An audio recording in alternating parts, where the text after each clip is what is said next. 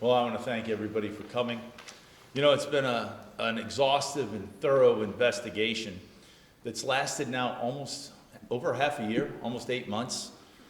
And today, a bipartisan majority of the committee found that there was absolutely no merit in the accusations of the complaint filed against me. And from the outset of this investigation, I've maintained my innocence. The Ethics Committee has finally reached the very same conclusion that I offered everybody back in November, and they vindicated me. The complaint was based upon hearsay, innuendo, a newspaper article, I don't know where he is, and the other interested bureaucrats that were really just dead set on trying to damage my reputation and that of the House and my fellow members. But since my election as Speaker, and through the administration that I've offered the House, I've sought to restore the operation of the House back to the people and their elected legislatures. We now know that it's the bureaucrats in the House that attempted a coup by trying to target the Speaker's office, hoping to displace and overthrow duly elected officials for control of the legislature, and giving great influence to the lobbyists and special interests. Just like Washington, D.C., Jefferson City, too, has a swamp, and it's deep. That do their best to frustrate Missouri's conservative agenda that is led by the Missouri Republican House of Representatives. And it's not just me. We've seen this bureaucratic revolt in other places. Just looked at Ron DeSantis in Florida, Governor Abbott in Texas, and Donald Trump in Washington, D.C. But this time, I want to particularly thank my wife, my kids, my family, and my friends, who have been tremendous sources of strength throughout this whole ordeal.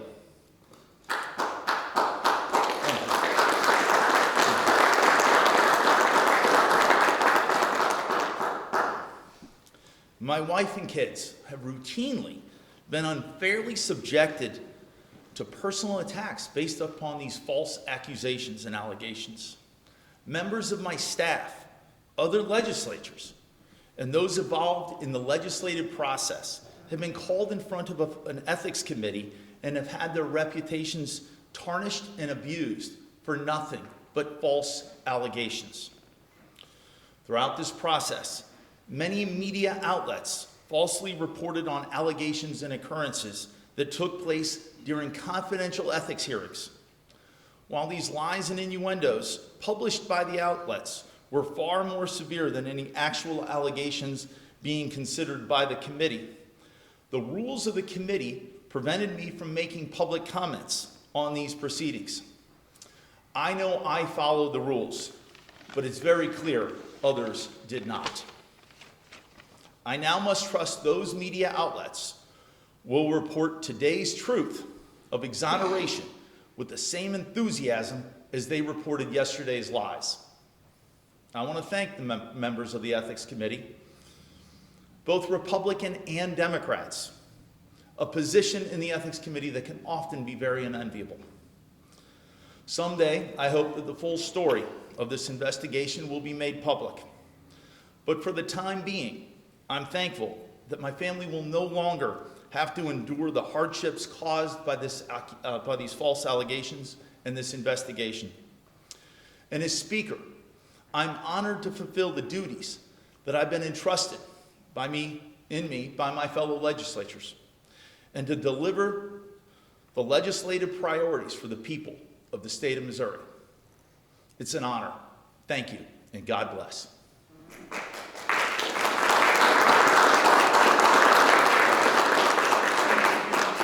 One second. Make a comment. Please do. Thank you. I'm State Representative Brian Seitz. Months ago, when this investigation began, I said much to do about nothing. The facts were covered up by emotion as we wasted time, the Ethics Committee wasted time, week after week, month after month, and finally today was put in a position to make the right decision and dismiss. What was once a committee hearing became an inquisition. It went from an inquisition to a witch hunt. and the House of Representatives is glad it's over. We support Speaker Plocher. We're ready to move on and finish the session strong. Thank you.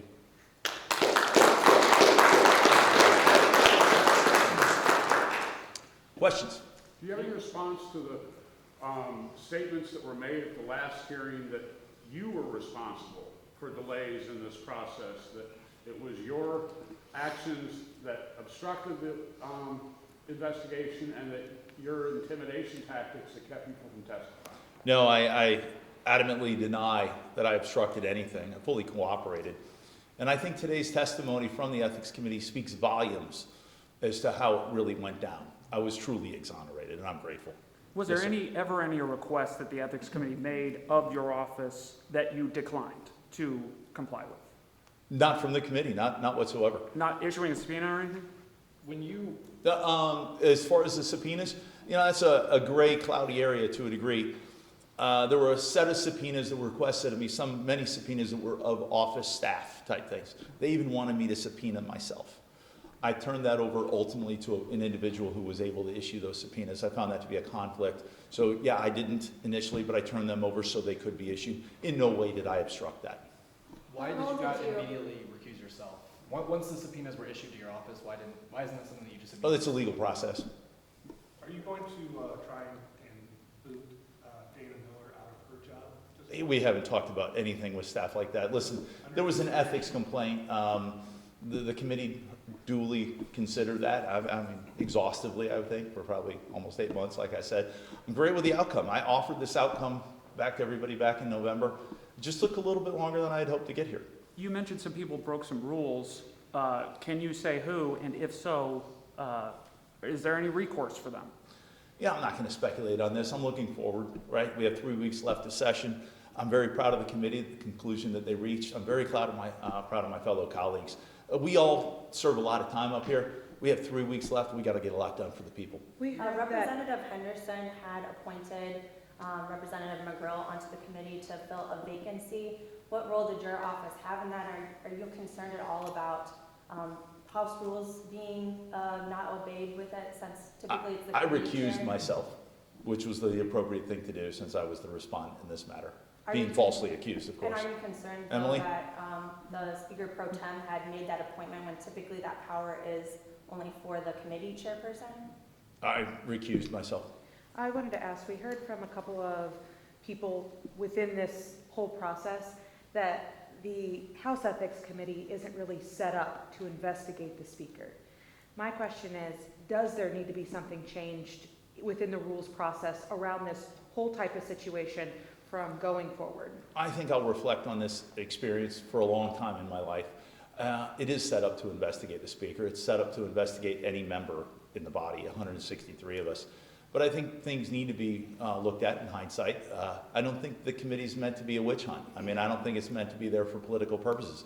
And I believe this committee, the way some people ran the committee, clearly kind of gained, sort of turned it into a political apparatus of its own, intent to do harm, which fortunately I was exonerated in, and that's what I offered everybody back in November. You compared yourself to Donald Trump. Can you clarify that? I never thought I'd be a little bit compared to that, but it was pointed out to me, and I kind of maybe feel like that, right?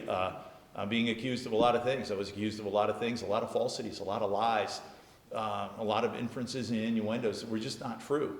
And every time I turn on the news, I see Donald Trump and wonder how much political effort is being put into him to bring him down. And I kind of felt like that too. I felt like there was a lot of politics at play trying to take me down, and they were lies. I appreciate you guys being here. I'm grateful this is over with. I look forward to spending some time with my family. You all have a good day. Thank you.